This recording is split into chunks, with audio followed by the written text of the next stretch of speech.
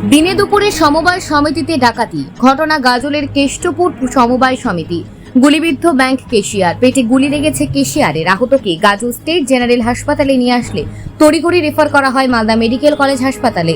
জানা যাচ্ছে 7 থেকে 8 জন দুষ্কৃতী আগ্নেয়াস্ত্র হাতে ব্যাংকে ঢোকে প্রায় 7 থেকে 8 লক্ষ টাকা নিয়ে চম্পট দিয়েছে। দুষ্কৃতীর পিছু নিয়েছে পুলিশ। জানা যাচ্ছে গুলিবিদ্ধ ব্যাংক কেশিয়ারের নাম যোগেশ্বর মণ্ডল, বয়স 35, বাড়ি শিক্ষকপল্লী এলাকায়।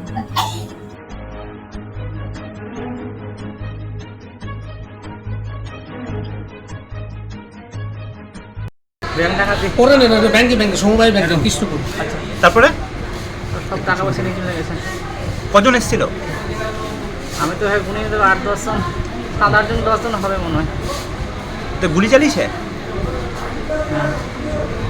গুলি চালিয়েছে।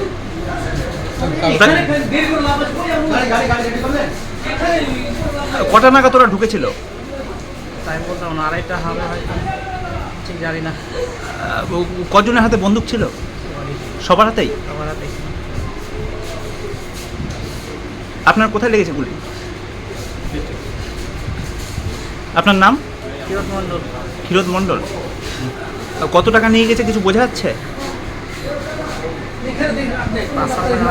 5-7 হাজার।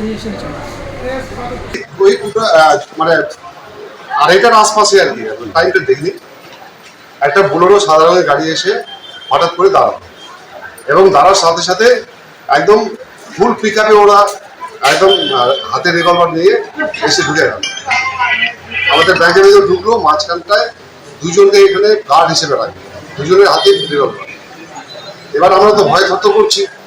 উপরে উঠে গেল, উপরে উঠে গিয়ে আমার কেশিয়ারের সঙ্গে মানে ওই চাবি নিয়ে ধসানো হচ্ছে।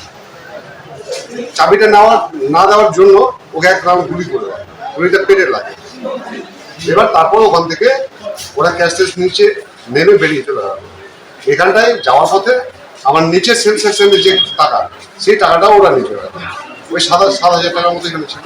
ব্যাংক থেকে কত টাকা নিয়ে? ব্যাংক থেকে মোটামুটি ওই মানে কতটা অ্যাকাউন্ট বলবো, মোটামুটি ওই 3-4-এর মধ্যেই হবে। আমি এখন ফাইনালি হিসাব হয়নি। 3-4 কি? আর 3-4 লাখ। আচ্ছা, কয় রাউন্ড ফায়ার করেছে বা কি? উপরে গুলি লেগেছে যেটা, সেটা হচ্ছে 1 রাউন্ড ওখানে পিস্তল ফায়ার করেছে। আর যাওয়ার পথে এখানে হাতে একটা বোমা ছিল, বোমাটা বাস্ট করে বেরিয়ে কোন দিকে হচ্ছে? গেছে। মানে তারা কি কোনো ধরা পড়েছে বা কিছু এখনো পর্যন্ত জানেন? না, এখনো পর্যন্ত কোনো খবর পাইনি। কি মনে হচ্ছে তারা সেটা গেছে তোমার ওই পাকুয়া রাস্তায় আছে, পাকুয়া রাস্তা। কি মনে হচ্ছে তারা চলে কি বা বহিরাগত বা লোকাল বা কিছু? আসলে ওদের তো মুখ তো মাস্ক দিয়ে ঢাকা ছিল, তো ঠিক বুঝতে পারছি না যে ওরা কি লোকাল ছিল কি ইয়ে ছিল। কিন্তু ওদের ভাষাতে মনে হলো না যে ওরা বিহারি, মানে ইয়ে ভাষী, হিন্দি ভাষী মনে হলো না।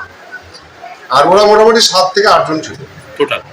আপনার নাম? আমার নাম স্বপন কুমার। পুলিশ করেন আপনি? আমি ইকোপার্টি ব্যাংকে চাকরি। পুলিশ এসেছিল? আর পুলিশ এসেছিল। কি বললো? পুলিশ এসে ওনারা এসে ঢুকলেন, তারপরে খবর পেলেন যে ওই তোমার কদমতলায় নাকি এই বলে আর কি বেরিয়ে গেল যে ওই আসছি আমরা, এইভাবে বলে। আপনার নাম কি বললেন? আমার নাম স্বপন কুমার। কি করেন আপনি? আমি সেল সেকশন আছি। এটা আমাদের কৃষ্ণপুর ব্রাঞ্চ, কৃষ্ণপুর সমবায় কৃষি উন্নয়ন সমিতি আমাদের ব্যাংকের নাম। কি হয়েছে? আমরা 2 জন স্টাফ করেছিলাম।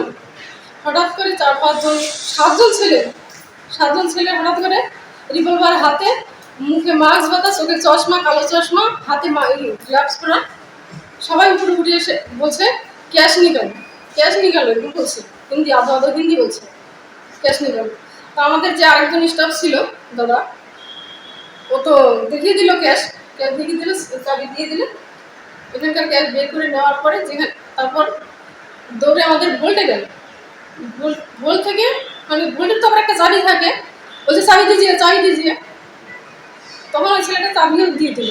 আমরা দিয়েছে মালদা মেডিকেল হসপিটালে। পুলিশ এসেছিল? পুলিশ এসেছিল। তারপর পুলিশ এসে তো তদন্ত করে পুলিশ চলে গেল।